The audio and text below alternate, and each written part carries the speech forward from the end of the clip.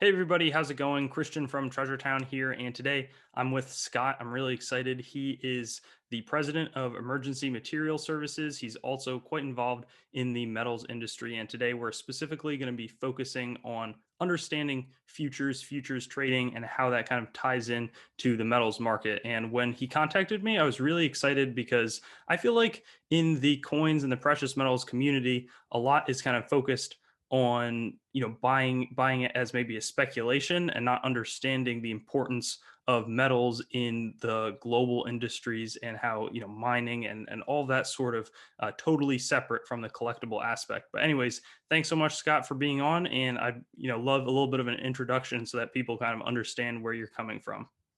Yes, Christian, it's so nice to be on this call with you today.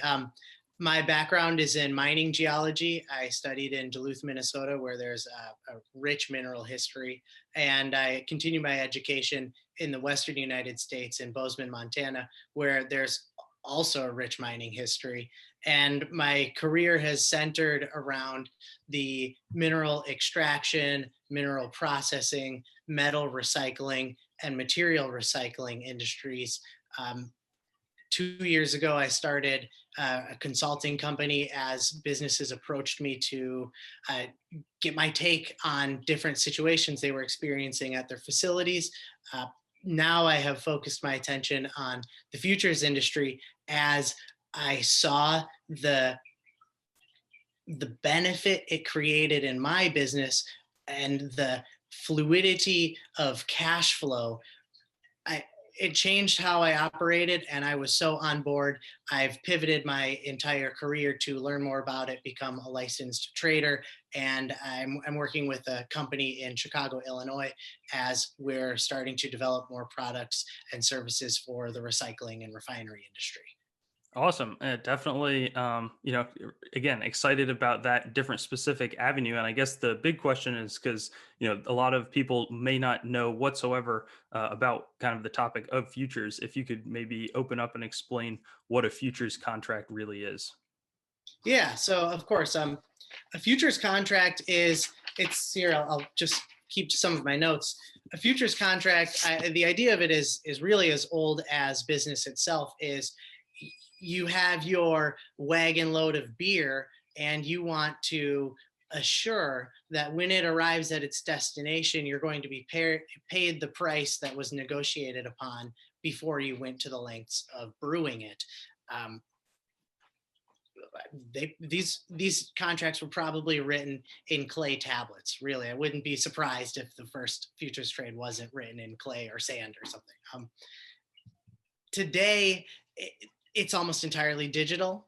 It's run through digital platforms, cloud platforms, and the exchange structure is quite a bit more complex, though it's become more refined, and the anonymity creates opportunity for a smaller retail participant or smaller commercial participant, whereas they wouldn't get the attention before. In the modern futures industry, they're able to compete on the same playing field as some of the top companies.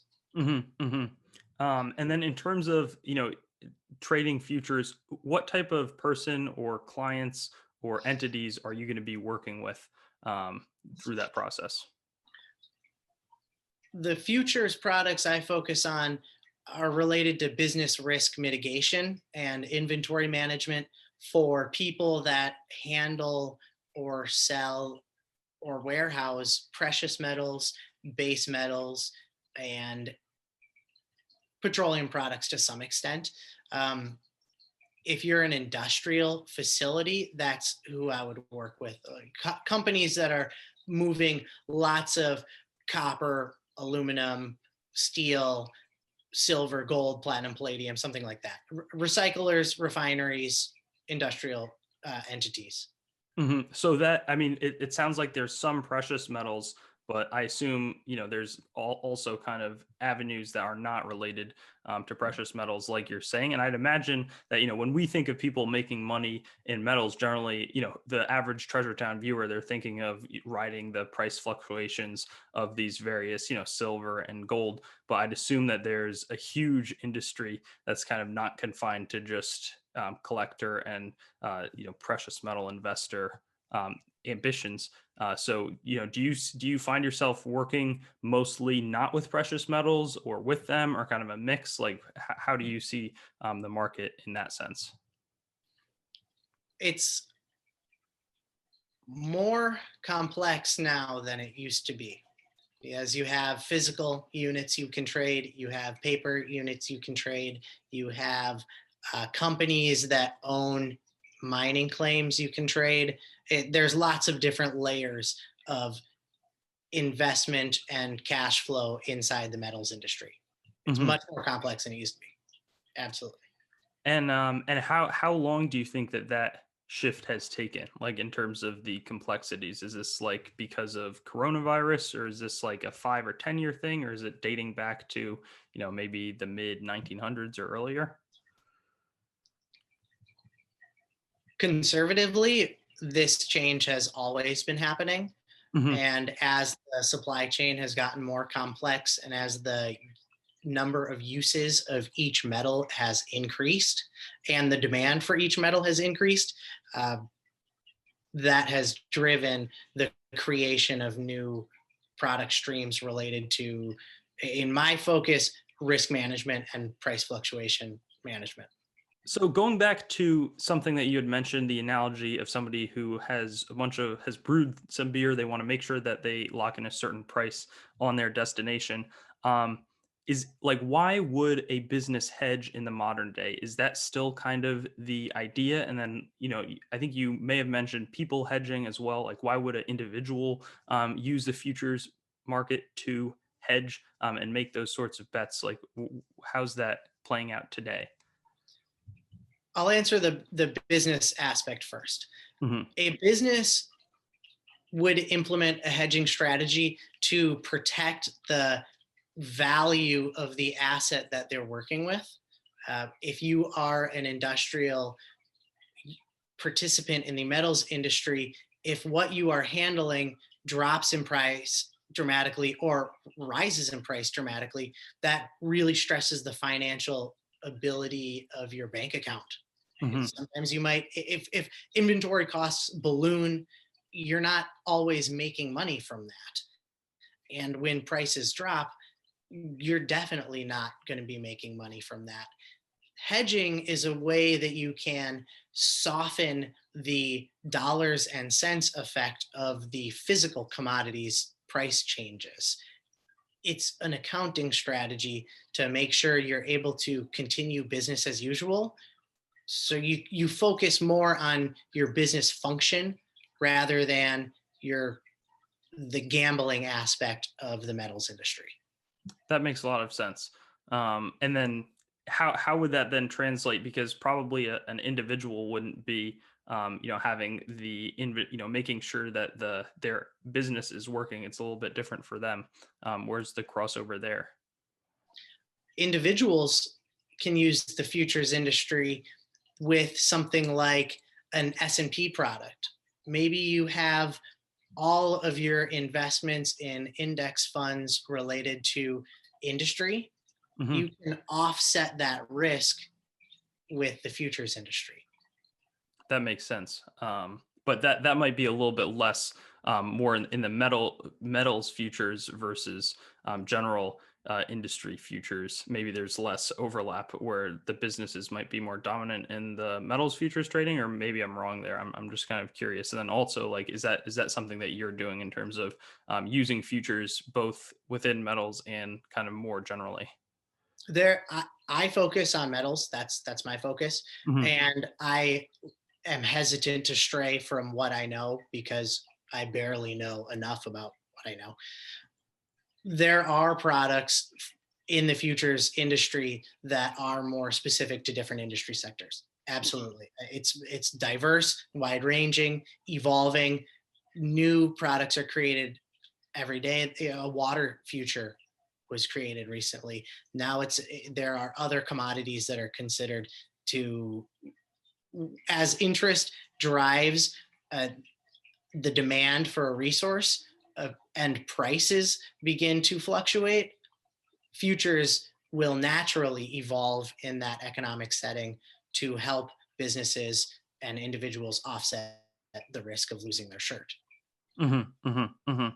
So another kind of question that pops into my mind is there's a lot of definitely speculative investing these days. Like you said, a lot of businesses are just using it to lock in profits or have more of consistency. But are there people who are really focused on it from a speculative or non? They're using futures without any kind of inventory that they need to make sure they're getting a set price for. Is that common?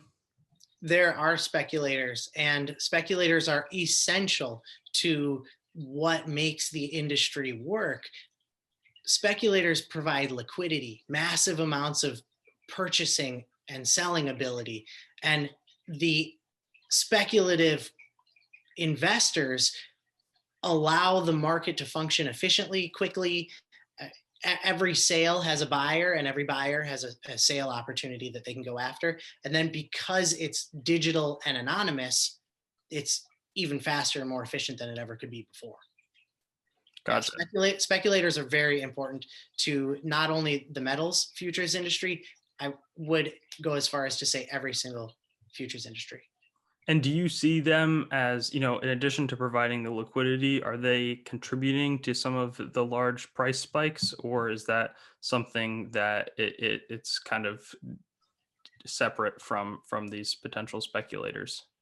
I'm going to wait to answer that question in detail until I have my license and I have a much better understanding of how the industry functions mechanically. Mhm, I'll mhm. need to learn more before I can extend out on that one. Definitely.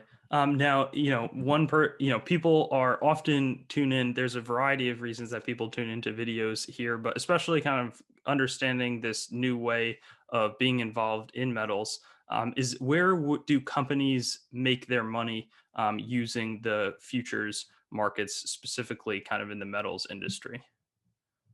A recycler in the futures industry or a refinery operating in the futures industry would make their money by alleviating some of the stresses in other parts of their business. Hmm, hmm. It's the biggest. Peace of mind is huge. At the end of the day, we're all people. All of our clients and the people I work with have either families or obligations to others. And when you begin to hedge, you physically can sleep better. That's one.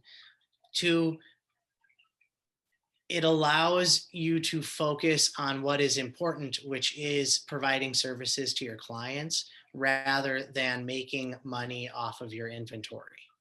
Hmm, hmm. Recycling is very much a services based profession. Providing high quality service is the difference between earning and retaining a client and losing a client to a competitor. Makes sense. So I guess another question that I have is, do you have positions in metals yourself, or is that something that you're kind of mostly just focused in the business side and not personally? Yeah, so my company, Emergency Material Services, does take positions in different metals. I operate in the ferrous and non ferrous industries, as well as the precious and semi precious metals industries.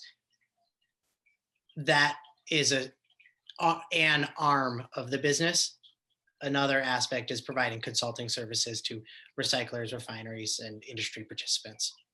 Could you kind of walk me through maybe a little bit about what your company does, kind of a little more in detail, just the different maybe branches and wings and ways that you're involved? Sure. As we track the changes in demand and supply of certain precious and semi precious metals, I will work with the different vendors that I have relationships with, and I will buy volumes of precious metals, and we will work with vaults in undisclosed cities on the East Coast. And we'll hold that material and take physical positions. And as the market changes, sell that off. And then you work with your accountant to make sure you've paid all your taxes on that transaction. In the consulting realm, recyclers hire me to create new product streams for them. A particular project was working on foam recycling. A municipal waste company had significant amounts of mattress foam, and we created a product stream to have that material recycled as a sellable unit so they could make a little bit of money so that this product stream worked from a financial standpoint. Because in most business, if it doesn't work from a financial standpoint, it isn't going to work and you're not able to invest time in it. So we're able to help society recycle more by creating value of these recyclables that otherwise might be overlooked. Gotcha. No, it's all about finding maybe inefficiencies out there and correcting them. So it sounds like that's just kind of another way that where you're involved in doing that. Um, Yes, reduce, reuse, recycle. There's a couple R's there. yeah, yeah, no, absolutely. That's a classic phrase. I definitely have heard that one for a while, but certainly true in your case. So I guess I'm kind of I feel like we've gotten an introduction and a good introduction to futures, kind of understanding a totally realm, just putting it out there for people, that this exists even, is definitely a big aim of this video. But is there any other kind of closing things that you'd want to touch upon, or get into in terms of maybe a wrap up right now, and then also kind of look forward to the future about? Yes. All of your listeners can write questions in the comment section. We'd love to hear what specific questions you have, and maybe we can do a follow up video related to exactly what you want to focus on. And you can schedule appointments with me and my consulting firm at my website, scottapollan.com. That's SCOTTAPOLLAN.com. And we can talk about your recyclables and if you want to create new product streams at your facilities. Great.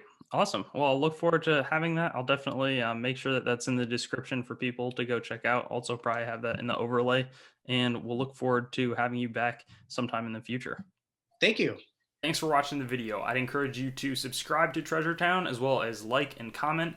Check out my other platforms like my website, treasuretownYT.com. Also some information if you're interested in supporting the channel. Then I also have an Instagram at TreasureTownYT, Twitter at TreasureTownYT, and Facebook Treasure Town. So maybe I'll see you on some of those other platforms, and have a great day.